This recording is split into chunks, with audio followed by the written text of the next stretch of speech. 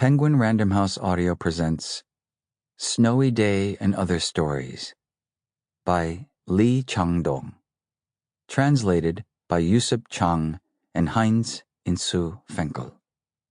Read for you by Kong Sim, Greg Chun, Earl T. Kim, Raymond J. Lee, In-tae Kim, Jennifer Kim, Greta Jung, and Jennifer Yun. Translator's note read by Heinz Insu Fenkel. Author's note. Rereading these stories for the first time in a very long time, my heart ached as if I were reading an old diary. It's because the short stories I wrote in this collection are based on my actual experiences in those days, or they're about my family, friends, or people close to me. And some were even written just as they happened, with very little fictionalizing. 3 years before I published my first short story, War Trophy, many hundreds of citizens resisting a military coup were massacred in Korea. That national crime was kept secret for years under strict media control. To write poetry after Auschwitz is barbaric. I had just begun my life as a writer, but those words of Theodore Adorno's became a proposition that I could not deny. And yet, I still had to write. What role can a line of writing play in changing reality? Even as I asked myself such questions, I had to write my stories as a way to avoid escaping reality. And now that I'm rereading these words, it seems I can feel the air of the streets of those days, mixed with the exhaust fumes and tear gas that stung my eyes, and the damp smell around Nokcheon Station, which was under construction, seems to come back to me with the chronic pain, like anger that weighed on my young heart and a burning thirst whose object I did not know. It's been nearly 40 years since then. Korean society has changed profoundly, and the world itself has also changed. At the time, I could not have imagined the world as it is now, or even that I would be making movies the way I am today. But even now, as I am making films, I am still questioning the meaning of what I do and how my films relate to reality. How much distance is there between movies and reality? When people are angry and despairing over the pain of reality, what can movies do for them? In that respect, I could say that who I am today is not much different from the person I was when I wrote these stories. Now, the stories in this volume have reached new readers across a long span of time and a vast distance, and they're coming to life again in the present.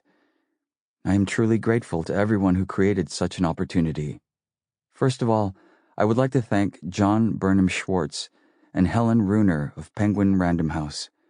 I would also like to thank Jin Ah of the Wiley Agency. And I would like to express my heartfelt gratitude to Heinz Insu Fenkel and Yusuf Chang, the two translators of this collection. Heinz Insu, who is an excellent novelist himself, played a decisive role in bringing this volume together. Finally, more than anyone else, I would like to express my sincere gratitude to the readers who will read this book with an open mind. Lee Chang-dong. Translator's note. I first started translating Lee Chang-dong late in the summer of 1984, a few days after I arrived in Seoul to begin my Fulbright Fellowship, at a time when terms like Hallyu and K-Wave didn't yet exist. I had read a short story by Lee the previous year in a literary journal that came free of charge with the Korean women's magazines my mother often bought at the local Korean market in Marina, California. I still have those first several pages of translation notes neatly printed in technical pen, dated September 3rd. What struck me about the story, and I remember this very clearly, was how its imagery seemed to transcend the words that conveyed it. There was a visceral quality to the scenes that outlasted my memory of the words. I held the images of that story in my mind permanently, like the memory of a good film. When I first saw the film Oasis in 2004, I felt an immediate familiarity. It was as if the camera were my own consciousness, playing memories back at me. In the opening scenes, when Jongdu, freezing in his Hawaiian shirt, does something as simple as eat a brick of tofu, a traditional ritual after release from prison, I felt tears well up in my eyes. He was just like a cousin of mine. The particulars of the world he lived in, down to specific camera angles, were those I remembered from my own life, and the use of illumination, from the mundane scenes to the fantasy sequences, also felt oddly familiar to me. I did not realize that Lee Chang-dong was the director until I watched the DVD for the second time. Even as it generated a great deal of controversy after its release in 2002, Oasis won numerous international awards. Lee had established himself as a significant force in the world of film, a director whom many now consider Korea's best. I think that for Koreans, Oasis was, in an ironic way, too familiar, too close to home. It was a brutally realistic depiction of a part of Korean society that many found embarrassing and dissonant. But for those who stayed with it, Oasis also offered a kind of transcendent release by its conclusion.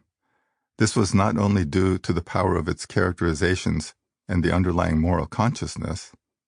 Much of the film's force came from the technique behind its cinematography, which I found to be already present back in the early 1980s in the language of Lee's short stories.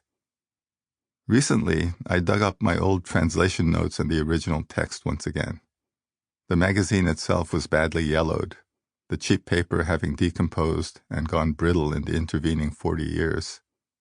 I found the story and the author interview, and there he was, Lee Chang-dong, looking oddly feral in his puffy coat, posed in front of a painting of tigers, looking more like a future political prisoner than a future auteur. I remembered that when I went to my first meeting with an official at the Korean Culture and Arts Foundation, ready with the list of writers I wanted to translate during my Fulbright, he had crossed out most of them with a terse remark that my fellowship would be rescinded if I worked on any of them. One of the writers on that list would later be imprisoned. I thought it better not to show that official my initial attempt at translating a story by Lee. I grew up in Korea in the 1960s and early 1970s under the regime of the dictator Park Chung-hee, and I lived there once again for a year in the mid-1980s during the volatile period that followed the Gwangju massacre, while another military dictator, Chun Doo-hwan, was still very much in power.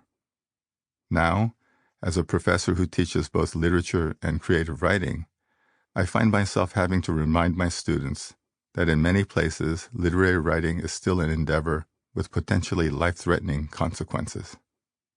Until very recently, that was the case for serious writers in Korea, who risked prison sentences for themselves, their relatives, their editors, and their publishers. The stories in this volume come from experiences that most Americans will neither have to endure, see, nor hear about in our new bubble of digital isolationism. They are masterful, deeply felt, and come to us when we are experiencing our own volatile times. If Hallyu is the Korean wave, then the stories in this collection are the ocean from which that wave emerges. It is the ocean of history, its depths full of tragedy, oppression, hope, and redemption, all the uncomfortable reality that made Korea's current global economic and cultural power possible. To write about it involved great personal risk and vulnerability. When asked about his short stories, Lee once said, "I always wrote for one person, for this person who thought and felt the same way as I do. It almost felt like I was writing a love letter to this very specific person who would understand what I'm writing and share the same feelings and thoughts." My fellow translator Yusop Chang and I have received that letter in our hearts, and I hope that you will, too. Heinz Insu Fenkel. Snowy day. The guard on duty blocked the woman with his M16. She was slender, one shoulder slanted down, as if the suitcase she carried in her hand were too heavy for her. As she spoke to him, the steam of her breath rose up in the cold air. The window of the guard post, which stood like a little tower at the entrance to the base, snapped open. Sample complete. Ready to continue?